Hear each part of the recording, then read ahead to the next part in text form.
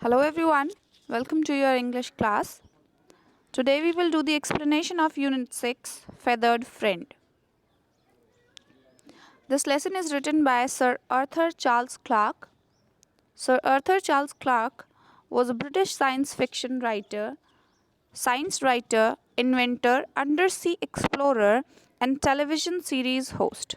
He is famous for being co-writer of the screenplay for the 1968 film 2001 A Space Odyssey.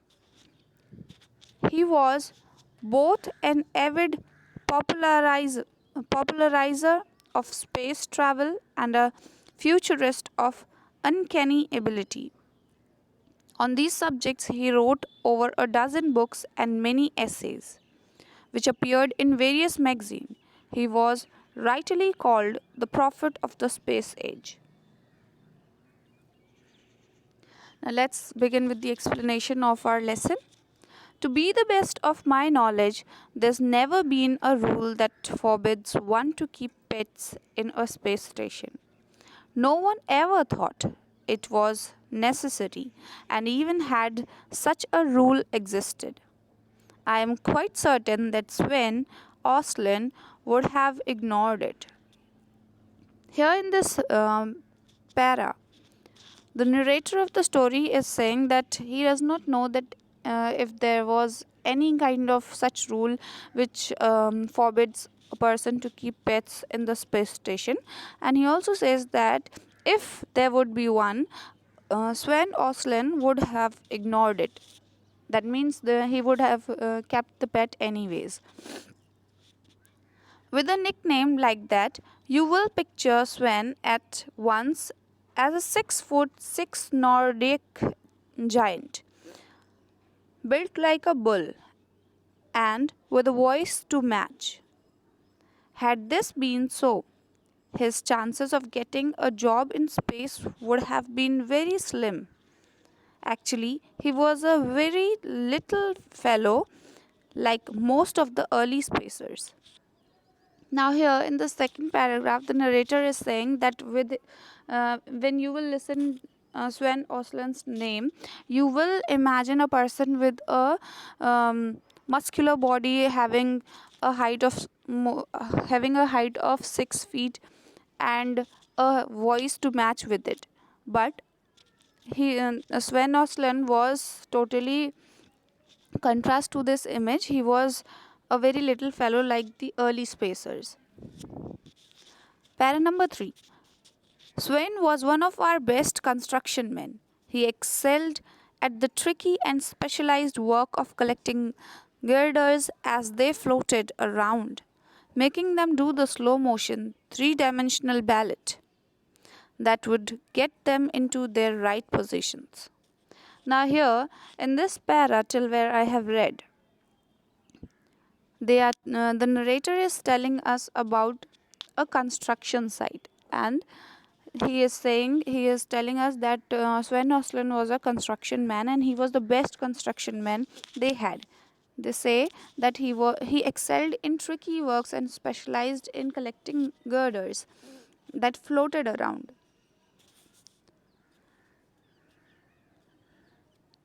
Then he would fuse the pieces together when they were precisely fitted into the correct pattern. It was a skilled and difficult job, for a spacesuit is not the most convenient of clothes in which to work. Now, here they are saying that the writer is saying that it's very difficult for a person to wear space suit and do the construction work. He is saying that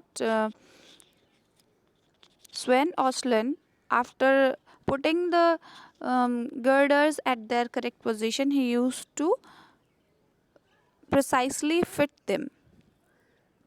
And he says that it was not convenient enough to wear a space suit and do the construction work. However, Sven's team had one great advantage over the construction gangs. You see, putting up skyscrapers down on Earth they could step back and admire their work without being abruptly parted from it by gravity. The narrator of the story is telling us that Wen's team had a great advantage of construction gangs. They have put skyscrapers down on earth, and they they could step back and admire their team about how they have worked, and without being abruptly parted from it by gravity, they have successfully done their work. Para 4. Don't ask me why Sven wanted a pet or why he chose the one he did. I am not a psychologist, but I must admit that his selection was very sensible. Claribel weighed practically nothing. Her food requirements were tiny, and she was not worried, as most animals would have been, by the absence of gravity. Now, here, the narrator is saying that Sven why Sven wanted a pet, he does not know, and he also says that I'm not a psychologist that I know why he wanted such a pet, but he also admires his choice, and he says that his choice was sensible. He says that he chose a bird, a tiny little bird whose name was Claribel, and its food requirements were very little, and it does not um, it does not have any thinking about the absence of gravity, or we can say that it was not worried about the absence of gravity. Till where we have read till this para, we have come to know that this team gang, the Sven team gang, is a construction site worker at the space. I first became aware that Claribel was aboard when I was sitting in the little cubby hole, laughingly called my office, when I heard the musical whistle beside my ear. I assumed that it had come over the station intercom and waited for an announcement to follow. Now here the narrator is saying that he did not know about the Claribel at first, but when he was sitting in his little cubby hole and laughingly